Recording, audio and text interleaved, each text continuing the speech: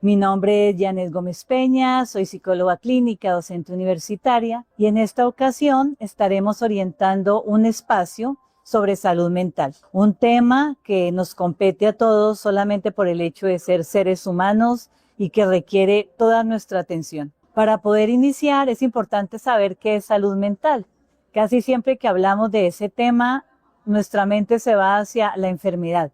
No, pues salud mental, según la Organización Mundial de la Salud, es el estado integral para la vida y para el desarrollo humano, basado en unos temas fundamentales: el cognitivo, el emocional y el físico, el sentido de vida, la conexión con nosotros mismos, con los otros, con lo espiritual, que no hace énfasis en lo religioso y luego lo vamos a explicar mejor, con lo académico, lo laboral, ser productivos, poder desempeñar nuestros talentos y sentirnos útiles y cómodos con ellos, y el aporte que hacemos a la comunidad. Miremos, desglosémoslo un poco. Entonces, fíjense que hablamos no de ausencia de enfermedad, no de ausencia de afectación. La salud mental es mucho más que eso. Entonces empieza diciendo integral de bienestar. Bienestar es estar bien para las habilidades de la vida y para el desarrollo humano, el desarrollo personal. Cada uno de nosotros vivimos diferentes etapas. Desde el nacimiento vivimos la infancia,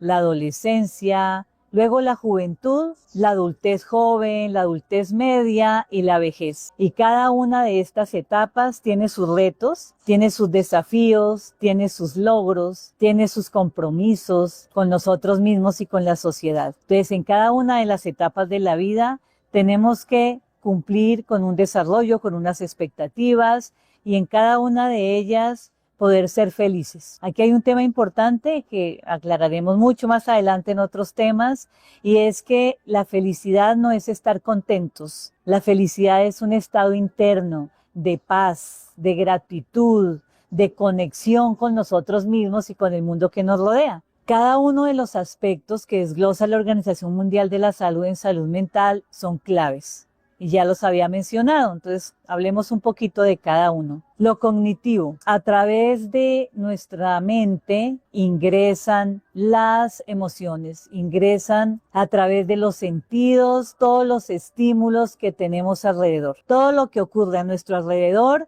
ingresa a través de nuestro cerebro, y nuestro cerebro lo traduce en pensamientos. Entonces, esos pensamientos, de acuerdo a nuestras historias previas de vida, a nuestros sistemas de creencias, lo convierten en lenguaje, en comunicación, y lo convierte en emociones.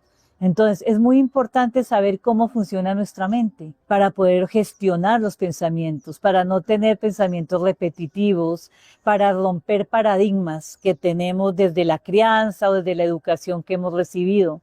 Aprender a aquietar la mente, a aprender a utilizar el discernimiento, a aprender a hacer la pausa y a pensar unos segundos antes de comunicarnos, antes de hablar, antes de expresarnos. El tema emocional. Los seres humanos somos básicamente emoción. Tenemos que aprender a reconocer las emociones y los sentimientos. Las emociones básicas han sido 4, luego se le han agregado 5 y hasta 6, y estas son las básicas, ¿no? La tristeza, la alegría, la rabia, el miedo, el asco, algunos dicen que la sorpresa. Esas son las emociones básicas en donde nuestro cuerpo reacciona a los estímulos que recibimos y a cómo los procesa el cerebro. Pero si mezclamos esas emociones con los pensamientos, aparecen una cantidad de sentimientos que pueden pasar de 120 fácilmente. Y decimos, ¿tantos? Claro. Lo que pasa es que no tenemos educación emocional, por lo tanto no sabemos qué sentimos. A muchos de nosotros nos preguntan,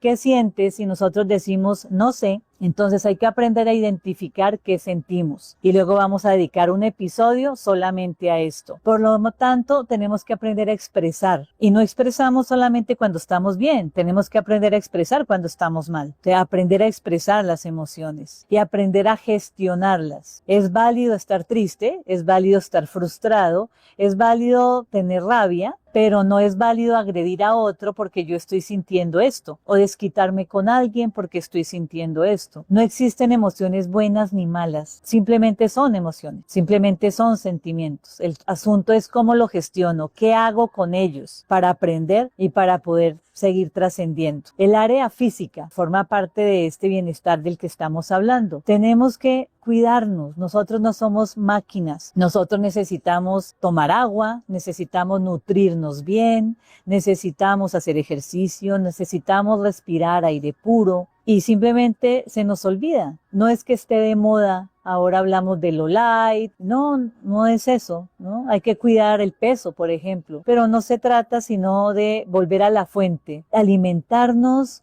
con productos lo más naturales posibles, de conocer. Muchos de nosotros no sabemos ni cómo funcionan los alimentos, ni cuáles son los grupos de alimentos, ¿no? Ni cómo los podemos combinar. Entonces, es muy importante prestarle atención a eso y aprender en familia y enseñarle a los niños también a alimentarse. Entonces, estábamos hablando de lo cognitivo, lo emocional y lo físico. Pero también la Organización Mundial de la Salud, como decíamos inicialmente, nos dice lo relacional. Cómo aprendemos a relacionarnos con otros, a reconocer la diferencia, a reconocer que cada uno de nosotros es un mundo diferente y que tenemos que utilizar todas las habilidades comunicativas para aprender a relacionarnos. Esto es un aprendizaje de toda la vida. Todo el tiempo estamos aprendiendo. La vida es un laboratorio y como nosotros no vivimos lejos por allá en una cueva sin contacto humano, sino que todo el tiempo tenemos contacto humano desde la familia hasta el entorno laboral, académico, social, pues todo el tiempo estamos aprendiendo, a veces al ensayo y el error un poco. Entonces es muy importante cómo me relaciono. Las relaciones no pueden ser de poder, las relaciones no son de autoritarismo, de controlar a otros, ¿no? De lograr influenciar a otros para que dependan de mí o yo depender de otros sin tener ningún tipo de autonomía. Entonces yo pienso que la mayoría de las dificultades que tenemos los seres humanos es el aspecto relacional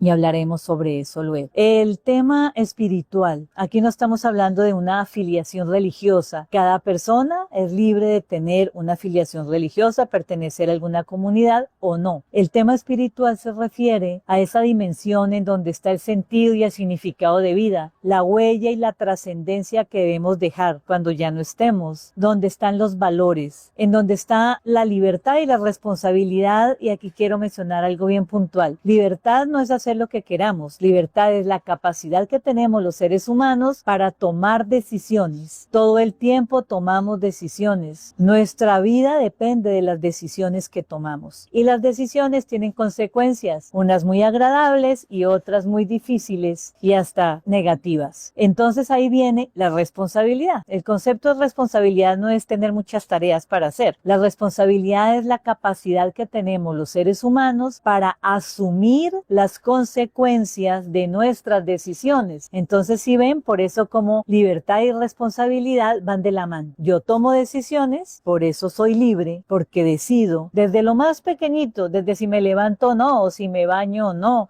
o qué voy a comer, y de ahí hasta cuáles serán mis amigos, si me voy a casar, si quiero tener hijos, dónde quiero vivir, cómo quiero trabajar, ¿no? Entonces, desde las más pequeñas decisiones hasta las más grandes, y todas tienen consecuencias, y por lo tanto entra la responsabilidad. Yo debo asumir, hacerme cargo de las consecuencias, y no entregarle eso a otras personas. Yo debo hacerme cargo de mi vida, hacerme cargo de lo que me ocurre, y entonces por eso estas dos ahí van de la mano y son muy, muy importantes. También entonces nos dice la Organización Mundial de la Salud, el bienestar integral está en los contextos académicos y laborales. Académicos, pues cuando somos estudiantes o así seamos adultos y seguimos estudiando, laboramos en ambientes académicos educativos y por supuesto lo laboral. Nosotros, ¿cómo elegimos un oficio? ¿Cómo elegimos una profesión? ¿Cómo elegimos dónde trabajar? Muchas personas dicen, no, pues yo trabajo en lo que me salga y en lo que me toca. Bueno, a veces ocurre así, pero ¿cómo voy a hacer para que en ese lugar yo pueda dar lo mejor de mí mismo? Para generar un ambiente que me haga sentir feliz todos los días de levantarme a laborar, para servir y hacer lo mejor por otros, para los otros, con este trabajo que estoy desempeñando. Entonces, vivir mal toda la vida en un mismo trabajo por miedo a cambiar, por miedo a arriesgarme, pues no es lo lógico. ¿no? Tenemos que buscar espacios laborales que nos enriquezcan, que nos hagan sentir bien, felices, productivos. Y por supuesto, por último, en este concepto está el aporte a la comunidad. Los seres humanos somos seres sociales. Eso quiere decir que estamos en constante relación y por supuesto somos interdependientes. Entonces muchas personas dicen, yo no necesito de nadie. Pues eso es un error, porque todo el tiempo necesitamos de otros.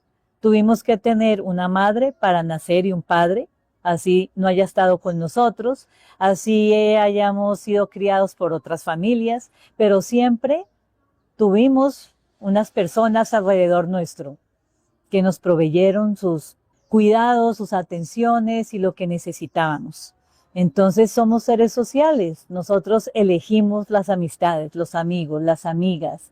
Tenemos que relacionarnos de la mejor forma posible y crecer, madurar, servir, cuidar de los otros. En este momento hablamos de la ética del cuidado. Entonces no solamente es cuidar de nosotros, hay que cuidar de los otros. Ser buen amigo, ser buena amiga, ser una persona confiable, desarrollar nuestro carácter, ser personas de principios, no negociar nuestros valores y nuestros principios. Entonces, por eso la comunidad es tan importante, ¿cierto? ¿Qué estamos nosotros haciendo por nuestro entorno? Y es lo más sencillo, no botar un papel al piso, ayudar a alguien a cargar una bolsa porque está muy pesada, colaborarle a alguien a pasar la calle, cuidar nuestros animales, ¿no? Ayudar a los animalitos que están en la calle, no dañar, no lastimar, hacer todo lo posible porque la sociedad sea mejor con esa intervención o con ese granito de arena que cada uno de nosotros aportamos. Entonces, si ven todo lo que significa salud mental, entonces esto solamente estamos desglosando el concepto. Entonces no es, recuerden, no tener una afectación mental. No, salud mental es lo que tenemos que cuidar todos, todo el tiempo, en cada una de las etapas de nuestra vida.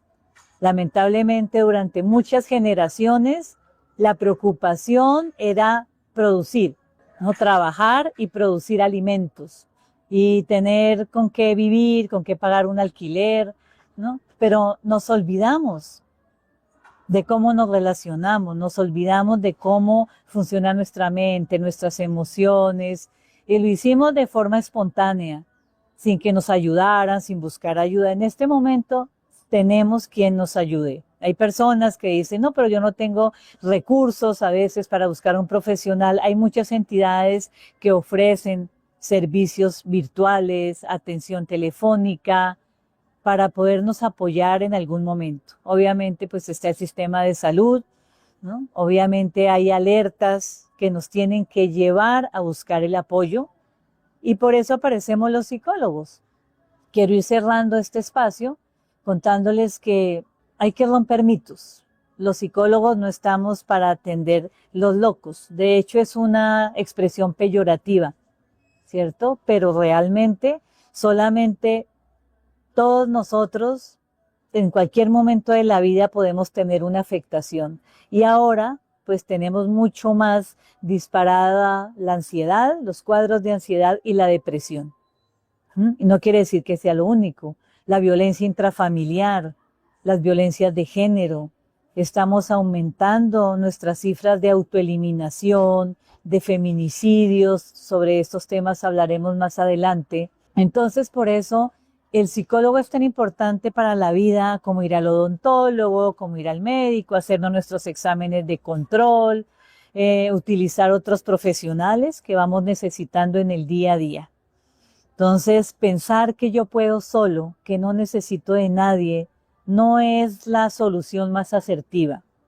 Nosotros tenemos que abrirnos un poco, ¿cierto? Y buscar personas con buenos perfiles, personas que pueden ayudarnos a tener mejores herramientas para la vida, a afrontar las dificultades, a mejorar nuestras herramientas para poder afrontar la adversidad, para afrontar el estrés, para afrontar situaciones difíciles, las pérdidas, económicas, la pérdida de una amistad, la ruptura de una relación, la muerte de un familiar o de una persona muy allegada, ¿no? Entonces vivimos muchas situaciones difíciles.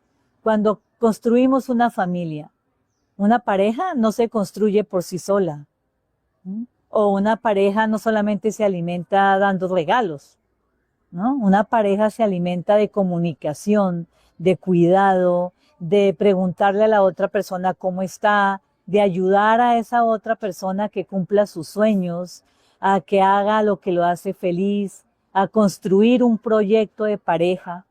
Y si se toma la decisión de tener hijos, pues empieza todo el acompañamiento en el desarrollo de los hijos. Hay que aprender a ser padre y madre. Eso no se hace espontáneamente, aunque se haya hecho hace mucho tiempo así.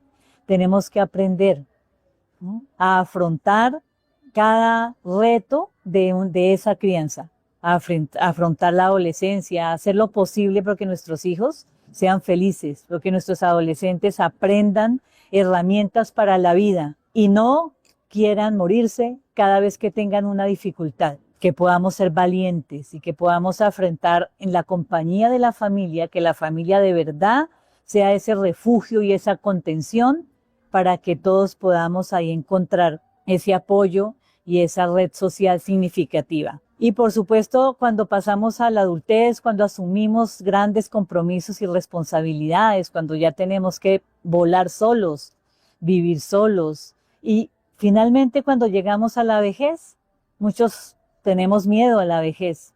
Envejecemos como hemos vivido. Así que cómo afrontamos la vida va a servir mucho para el momento de envejecer. Y en la vejez hacerlo también dignamente, haciendo lo que nos gusta, obviamente a un ritmo diferente, pero con grandes amigos y con fortalecimiento familiar.